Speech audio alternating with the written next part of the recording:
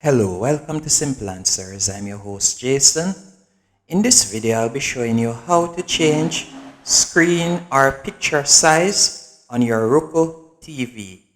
First, you're going to tap on the star button on your Roku remote, and you will see some options pop up on the left hand.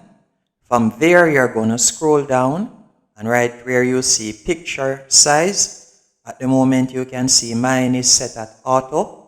You will simply tap to the right or to the left on the remote, and you can see direct, and you can see that it's popping more. And if I should go to normal, you can see it right there. And if I go to stretch, you can see that the screen size has stretched. And zoom, you can see that it has zoomed in on the video.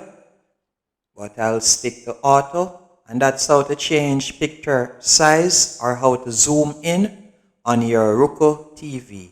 Hope you found this video helpful and informative. If you did, be sure to hit the like button and subscribe. And thank you for watching.